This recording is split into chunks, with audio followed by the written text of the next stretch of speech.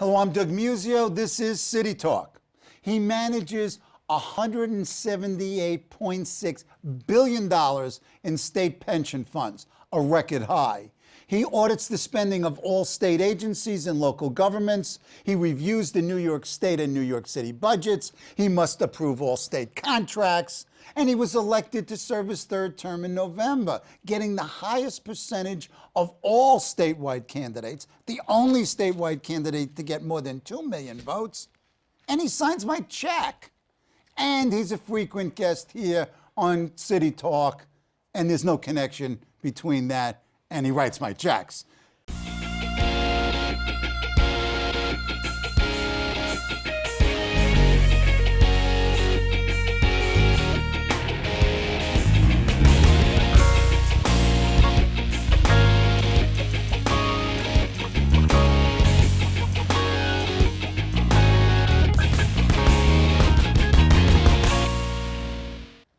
He's Thomas DiNapoli, the Comptroller of the state of New York. He's here to talk the city and state economy, the budgets, local fiscal stress, fiscal cliffs, public authorities, backdoor debt, MTA, and the possibility of future corruption eruptions, and more. Mr. DiNapoli was named Comptroller in February 2007 and was elected to the position in November 2010 and again last November. Previously, he had served in the Assembly for 20 years, representing the 16th Assembly District in northwestern Nassau County. Welcome back, Mr. Comptroller. Doug, here it is 2015, and we're still together. I love it. I have to say, my favorite poll. I don't know. The election. Congratulations. Thank you. Thank you. 60% of the vote, more than any other statewide candidate, 2 million plus votes. You got to be feeling pretty good. Well, you know, we had some rough years in the past, right? Yes. Remember, I didn't start out with a lot of accolades. That's exactly right. And 2010 we're not going to get into that. No, and 2010 was a close race. Yeah. So I'd like to think part of it is that people finally figured out what I'm about and what we're doing. You know, Control's office is a tough one to get attention on. Sure. Yeah, absolutely. But I think the message we had is one that resonated with folks. And we had support not only here in the boroughs of New York City, but on Long Island, my home turf, carried Nassau and Suffolk. Nobody else did. And statewide, we carried upstate counties. I think we had about 30, 31 counties we carried. Yeah, I know. So very pleased. You did very well. And one of the interesting things about the campaign was that it was by far the cleanest, most positive campaign that you and your opponent ran, and that was a plus. Well, and my opponent was a gentleman, Bob Antonacci from Onondaga County. And not that we didn't have some disagreements, and you know the debate. Oh, clearly pointed those out. Absolutely. And of course, not everything your opponent says you always love, but it was within the realm of what I would call fair play. I mean, if you look at the governor's race, I mean, excuse me, I mean, it was really a clean race. Yeah. Okay. Let's get into the issues. I mean, just some of the perennials, the more things, change. Well, and that's one of the pluses, I think, of this office is that there's a very clear mission, and our turf, while it may be a little more limited than what a governor does or what a legislature does, we have very clear responsibilities, and we shine a light on some of the issues that no one else really talks about. Unfortunately, as you point out, some of those issues are yet to be resolved. Right. So we're going to keep shining a light on them. Yep. Okay. Let's start with $5 billion. The state has a $5 billion windfall. How should we spend it? I know you're not the legislature nor the governor, but how would you spend it? Well, I think, first of all, I'm glad you called it a windfall, because very often when we talk about it, people pose it as a surplus. No. It's not a surplus. No. It's not because, the budget, was managed strongly. It's a one-time windfall that comes from these bank settlements, the regulatory process and banks being punished for some of the bad things they did in the past. $5 billion not anticipated. And, we should not anticipate that'll ever happen again. Right. If it does, great, but there's no expectation that it will. So to me, the first priority is not using it for recurring expenses. So even though there are many great programs that people would like to see more money spent on education or senior programs or hire more personnel for certain areas, that would be a mistake to do it with the expectation that that's recurring money, or tax cuts for that matter. Right. Because all of that will do is plug a hole, or create a hole rather, down the road. Sure. You're gonna have to plug it and deal with Sure. it. So to me, what would be appropriate one-time expenses that make sense? Well, the most obvious one, and others have said this, and I agree, is infrastructure. Right. Tremendous needs, roads, bridges, highways, water systems, sewer systems, Tappan Zee Bridge, still questions about financing. The whole 9 yards. MTA capital plan as a whole. So $16 billion hole. Yeah, and any of that would make sense. Now, chances are there'll be other demands on that money, but I think if we could devote the lion's share of it to infrastructure, it really makes the most sense. Paying down debt could be another way, because then you're rebuilding capacity to borrow. One of the areas that I've talked about it, I don't think too many others are focused on it though, is the need for us to start to put money aside in a reserve for what's called other post-employment benefits, OPEB, retiree health care costs particularly. You could start to capitalize a fund like that. But all of that is in the realm of a responsible one-time expense, so that if we don't have the settlement money in the future, you're not going to have a hole in what would be an ongoing program that you're going to want to fund. Yeah, but given a $5 billion pot, it's not likely that a lot of politicians are going to act responsibly, and they're going to want their piece of the action. Well, I always say the money has been spent 10 times over already when you listen. At least, at least $50 billion. But this is going to be the give and take between the governor and the legislature. So I think a big part of winter, spring, as we head into the April 1st budget deadline, is balancing everything else they're going to balance with the regular budget processes. How are they going to distribute this $5 billion? And it's going to be contentious. It's going to be contentious, but on the other hand, it's nice to have a problem money to spend, as opposed to cutting, which is what we have. But I think many of the pent-up demands, people are going to look at this pot as a way to solve those. Sure. Demands. But that's where I worry will it cross the line to go into a recurring expense area, which would be a mistake. Okay. Let's go to pension fund performance. Let's talk about some good news. Yeah. We're at 100, well, we were at 178.6, probably more now. Hopefully, we ended last fiscal year at 176, and then we were up a little bit, slight down, 178, still higher than we were last year. We'll see. March 31st is the date. That's the date that really matters. Between March 31st, we do quarterly estimates. Right. Just as a transparency. Sure. It's a ballpark. March 31st, though, counts. It's the audited figure. It's what goes into our contribution rate calculation. So, the problem is the markets have been volatile, the public markets, and a lot of our money is still in the stock market. So, when the market's up, everybody says, how come you don't have all your money in the stock market? Well, it's because when the market goes down, we're glad we don't have all our money in the stock market. Right. But it is a challenging investment environment. We are fortunately way beyond where we were when the markets tanked, in 08 and 09. Right. We still have the best funded of all the big state plans, one of the best funded of any state plan. We're about 92% funded now, which is terrific, So, we're trying to keep it on track. It's not an easy task. I've got a great investment team, and we work with terrific managers, but we'll talk after March 31st. I'm hoping we'll have another positive year. What are the dangers? What are the pitfalls? Where does this not work? Well, one of the challenges now is we our safest harbor always is fixed income. Right. Right. So we still have almost a third of our investments in fixed income. Look at the rates. Money is cheap. Money's basically, from everybody else from their own accounts or CDs or whatever. You're not making any money in fixed income. So we have a big part of our portfolio that as opposed to past years, is not really producing return. You don't want to have all your eggs in the public equity basket because of the ups and downs of the market. So we have limitations by law. We could put our money. We do try to diversify, having some in real estate, some in private equity, a little bit in hedge funds. I know people freak out when you say hedge funds, but we have a very little bit there, and it's performed well. We're looking for new opportunities in real assets, commodities, infrastructure, and so on. So, the challenge is we have certain limitations on how much we can diversify, and we are very much tied into the global economy. So the risks are no different than any investor has. The strength we have, though, is that we're not investing this money like it's me, as a 60-year-old guy with a short-term horizon. Oh, not that old. Well, I look good. Good genes, like you, good genes. We have a perpetual horizon, so we could be strategic, and we could put money in investments that because we're well funded, we're strong. We don't have a cash flow problem, right? Like Illinois and part of the expression Jersey and other states that have had pension problems. Well, we don't have Jersey's a mess. It's a bad situation, but we don't have that problem. So we could be a little more strategic, a little more long term. So I'm hoping that strategic approach, more long-term approach with some of the alternative investments will balance out what has been a drag with fixed income and an uncertainty with the stocks that everybody's familiar with the public markets. Okay, let's then turn to. But light a candle and go to church that week going into March 31st. That's what I do because we need that.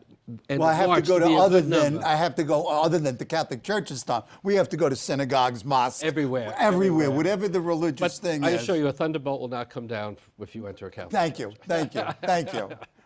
I'm not betting on this stuff. Okay, let's talk about the fiscal state of the city and the budget. I'm reading your review of the financial plan, and it's really pretty optimistic about both current status and looking down the line to 2018. Talk about that. And the city came up with an updated plan after their June budget. Look, the city, as we've all been reading, and our numbers validated, as opposed to many other parts of the state, is doing well economically. There's no question. Very well. It doesn't mean everybody's doing well. It doesn't mean that some of the new jobs created aren't, where we'd like them to be. They're at the lower end of the wage scale, and some of the jobs are replaced. That being said, we see what's happening with real estate, the tech sector growing. Wall Street's had its ups and downs, but certainly way back from where it was. All of that means that the city is in a good economic condition. So that's reflected then in revenues to the city. So even some of the out-year gaps that had initially been projected, they've been taken down. So they're at a manageable level. And even the earlier gaps, when you look at historic trends of past city budgets over the past couple of decades, they were always within the realm of what is manageable. And at the same time, the mayor's been building up the rainy day funds. One of the big pluses, I think, and I know there's been some back and forth on it, but the reality is settling these labor contracts. He's up to over 70% and more coming. That was the big uncertainty with the prior administration. They were all expired. So how could you do a long-term financial plan? You didn't know what you're. Bloomberg kicked the can totally down the road. But now, so even though some have criticized some of those contracts, the reality is we know where we stand.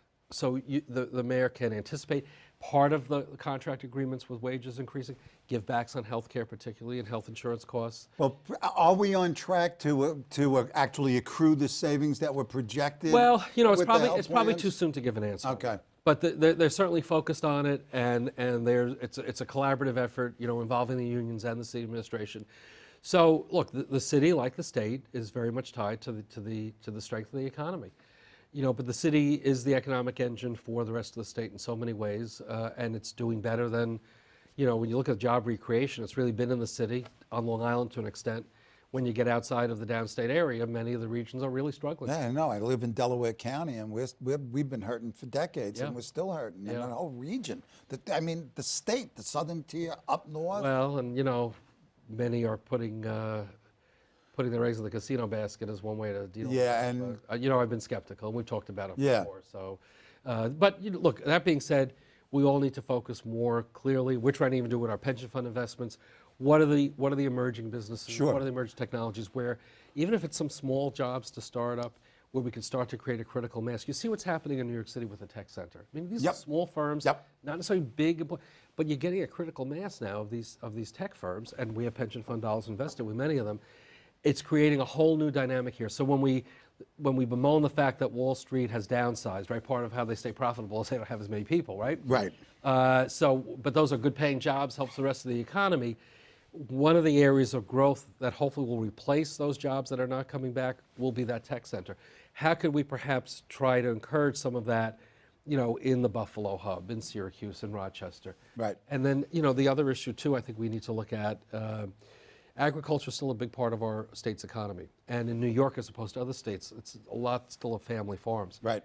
What more can we do in the more rural counties to help encourage that you go to the Union Square Green Market, how many of the upstate farmers... Wait a second, I drive up Route 28 to get to the house in Delaware County, and they're all there. But we have to figure out how getting produce grown in New York, healthy stuff, downstate where the population centers are, is a way to help with the health and well-being of consumers, but also help to reinforce the agricultural community all across our state. We've done some great strides. Right. I don't want to say we haven't done. We have, but boy, if we can maximize that opportunity, it'd be terrific. Yeah, but I mean, you drive up the thruway and then you branch west and east. Yeah. State's in trouble. Yeah.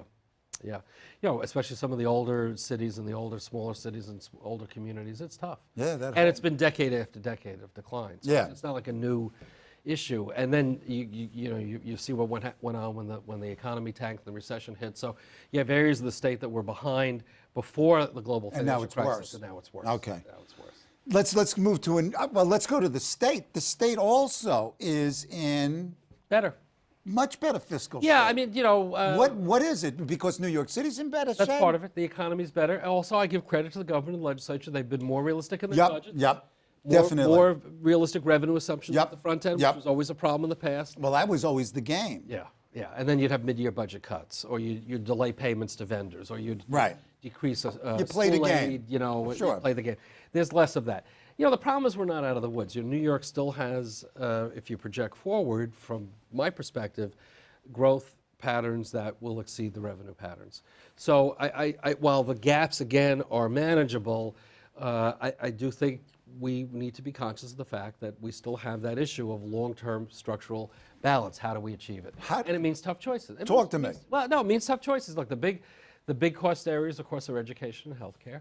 Those also have been areas where there has been a commitment to try to do more.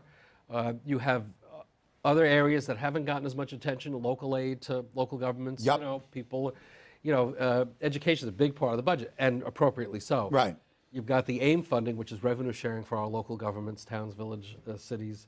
That AIM funding, counties, Medicaid is their big funding source. You know, counties would like to see state pick up more of the Medicaid. Well, I mean, but there's a big price tag there if the state picks it all up. The AIM funding hasn't basically been increased for a number of years. It's competing with those healthcare dollars, the school dollars. You know, it's competition. that's where some of your $5 billion's going to go. Well, but again, hopefully, but see, that's why I think infrastructure, because infrastructure helps all of us. Oh, I agree. Because it helps local governments if we could pick up some of the tab for that. Yep. In terms of the economy, transportation is key. If we can keep down the toll increases, you know, or the fare increases with the MTA or the Thruway Authority, all of that will help at every level, which is why I think infrastructure is the smartest way to spend that money. Okay. But economic development too, for the areas, you know, as you talked about a few moments ago, the governor is continuing and the legislature is funding these regional economic development councils. You know, they've been planting a lot of seeds. Now would be time to take a look. Are those seeds working? Is that And that would be the purview of your office. Oh, sure. Definitely. And we've I would presume you're doing that now. we you know, the Regional Economic Development Council is relatively new, so we haven't done anything on that specifically, but we are looking at broadly economic development now that we're in a better spot with our economy. And again, not that we're out of the woods, but it's a good time to look at all those, you know, different initiatives. What is the state economic development, ESDC, what are they doing? And what kind of metrics are they using to evaluate? Yeah, the exactly. payback on Exactly. the return on the investment. Exactly, because a lot of this stuff. Well, it's great to announce, you know, all this stuff, but Right. what is it? What does it mean? Are there real objectives, and are we holding people accountable for particularly tax expenditures? Tax expenditures, and you know, we've talked about before, and it's still a big pet peeve of mine, the IDAs, the industrial development agencies that give out incentives and breaks, but are they really creating jobs? And if the project doesn't fulfill what they said they were going to do, are we clawing back the benefit? And we're usually not. Never. Almost never. Almost never. At the state nor at the city level. Yeah. Okay. Debt. You've been on this debt issue, particularly public authority backdoor debt. Right. Has anything really changed? I mean, what are we at? Well, you know, 95 billion. I mean, we're talking about. The problem is that borrowing through the authorities is a convenient way to do borrowing without the accountability that the state constitution Go ahead. anticipates, Explain. Well, the state constitution anticipates that general obligation debt is approved by the voters of the state. Right. But we're down to like 4 or 5% of the outstanding debt that's been approved by the voters. Right. 95%. And we're talking about. So it's all this using the authorities. So what's changed is that we've actually done more with the authorities to borrow, and where's the accountability? Now one plus. Go ahead. Go ahead. Last November we did have the Smart Schools Bond Act, which was the first time I think in a decade that voters were asked to vote on a debt issuance, so they actually approved it. But we really need to rein in, and I would like to see significant limitations on borrowing for the authorities may have to borrow debt for their own purposes. That's fine, but to use authorities purely as a vehicle to evade voter approval, I think, is a mistake. And that's why we're one of the most indebted states in the nation. Is anything going to change? I mean, aren't there too many beneficiaries in this game to have it Well, change? you know, as I always say when I talk about debt, not with you, but everybody else, the eyes glaze over and nobody really wants to talk about it. But Are you kidding me? have to deal with They don't understand their own personal debt? well, I think they do, but debt is something in the future, so it's easy. Human nature, right? Well, you know, we'll deal with You that know, later on. sort of the free lunch until Yeah. somebody's got to pay for it Yeah. syndrome. But they spend what, $60 $60 billion billion? a Yeah, year, yeah. and the debt About is. 150,000 employees, state and local authorities. And there's over 1,000 authorities. Yeah, and they tend to be higher paid also. You look at the salary structure of many of these authorities, the 100,000 plus salaries, I think like 13% of their employees compared to like 7 or 8% of regular state agencies because they don't have the same level of scrutiny and accountability. Yeah, and another, I mean, this report really took, I have to tell you, I had to take my blood, some of them you have to take your blood pressure medicine. This one is just astounding, your public authorities by the numbers, the amount of debt, the lack of oversight, and the fact that some huge percentage is non-competitive bidding. Yeah. Well, the other piece you see in that report, the authorities are also used as a financing vehicle, right? You look in the state budget, New York Power Authority, how much money transferred to the state budget for economic development, whatever the Well, purpose the is. But, Battery Park City Authority's been dumping money into you know, city and state so budgets these are the issues forever. that, you know, our role is to try to make it more transparent and hopefully citizens like you get a little upset, say something to their senator or assembly member, and hopefully it'll result. So you're in telling me constructive nothing's change. going to happen? Well, you know, we're going to keep sounding the alarm. And we hope But at some point something but will you're there. I happen. mean, don't you feel lonely at the top of the hill yelling? Sure, and look, I served in the legislature. I understand it's easy sometimes with the controller reports to say, okay, well, that's the controller. But this is the job of this office, to take the broader view, the less partisan view, the long-term view. And I do think folks, even if they may not implement our recommendations, I think there's a growing awareness that we're right in what we're pointing out. It's correct what we're pointing out. And I'm hoping as we move to a time of greater budget stability, there'll be an opportunity to focus more intelligently on these questions. Okay, just a quick focus on the Port Authority, since it has been in the news for the last year, you know, beginning with Bridgegate, et cetera.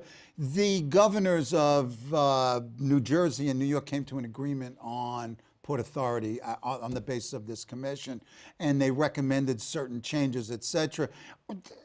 Are we making some structural headway here at the Port Authority? Well, Or is it going to be the same thing? you know, the attention has been appropriate. They did come up with some changes. The real concern, as you know, at the end of last year, the legislatures in both New Jersey and New York Unanimously. unanimously came up with reforms that I think it would be fair to say went beyond what the governors agreed yep. to. You know, We in got two fairness- vetoes. Two vetoes, and our governor said, you know, we'll continue to work on these issues. Here, I think, is the issue. It's great for the governors to agree on certain changes, but the advantage of doing something by statute is that it locks it in. Right. It survives whoever's in the governor's position. So, you know, whether or not they will try to do this again or do an override, the time ran out to do an override last year. But, you know, I do think there needs to be some more permanent structural changes. And I think much in the legislation that Jim Brennan from Brooklyn championed Right. here in the New York side, Right. much to recommend that in that legislation. Absolutely. And I know Senator Brennan intends to have it, you know, as a front burner. Well, governors aren't going to give up their power.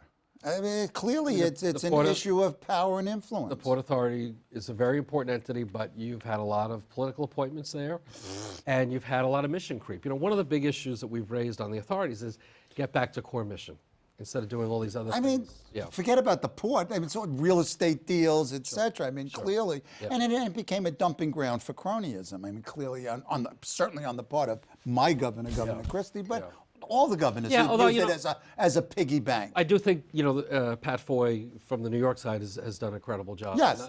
You know, he's been a pro in terms of how. Oh yeah, well, I mean, he called out the malfeasance. I don't know. Maybe that's a legal word. I should probably stay away from. Local fiscal stress. Yeah. I mean, we're still hurting. Lots of townships, counties. It doesn't seem to be as bad, but we've got No, a it's still there. real problem. I think as the state has gotten in a stronger position where the real stress points are at the local level. So that's why we have our fiscal stress monitoring system. We're into our second year now. We actually score communities, counties, towns, villages, school districts. last year we had about 137 that were listed in stress. It's only about 7% of the local government units we looked at, but still, we don't want to see a Detroit happen in New York. And we never had a municipal bankruptcy, and this is an early warning system to make sure that we don't, and we certainly then partner with localities that are struggling. Rockland County was a county that had some big issues, and they've had deficit financing, and then the legislature, nobody seems to want to do control boards anymore. They charged my office, the controller's office, with a budget oversight role with some teeth. So we not only review the Rockland County budget, but we make recommendations that they have to respond to, and they have to adhere to, really. Same thing with the city of Lockport, up Niagara County, Buffalo area, outside of Buffalo, Western New York. Similar, they were in a bad situation, they got deficit financing, we have to review their budget. So my worry is we'll see more of the local governments that will have to have more of a level of review. Yeah, but we don't have localities falling off fiscal cliffs Well, and not yet, but having this domino effect. Not yet, but But it's possible. Lockport and Rockland, were in really bad shape, and fortunately, the local leadership has responded to the challenge, and our elevated role is hopefully going to put them in a stronger position. We got less than a minute left, and I've got another hour's worth of conversation. Yeah, I'll have to come back soon. It's early in 2015. That's right. Come on, March. I know you're a busy guy. I know. Okay. What do you expect, and what do you want out as the controller out of the next legislative session?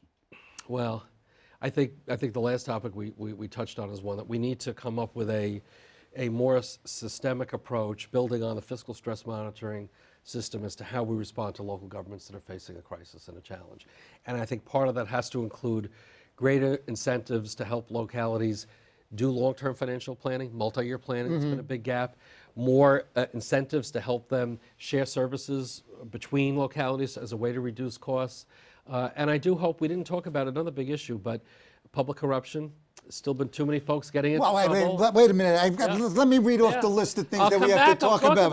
We've got to talk about the MTA. Come on, that's worth at least 20 minutes. We've got to talk about anti-corruption. Sign me up. I'm ready for that.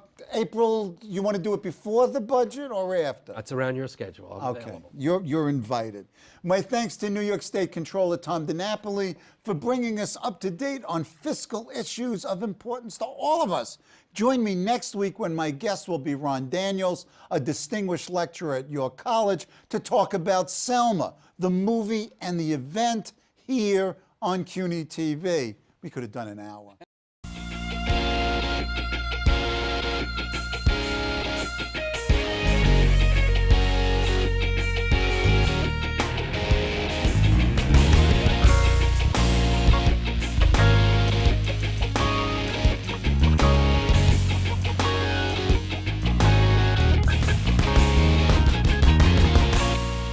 I'm Doug Muzzio. Let us know what you think about this show. You can reach us at CUNY.TV. When you get there, click on the bar that says Contact Us and send your email. Whatever it is. Thanks, no thanks, obnoxious, do it. Send it.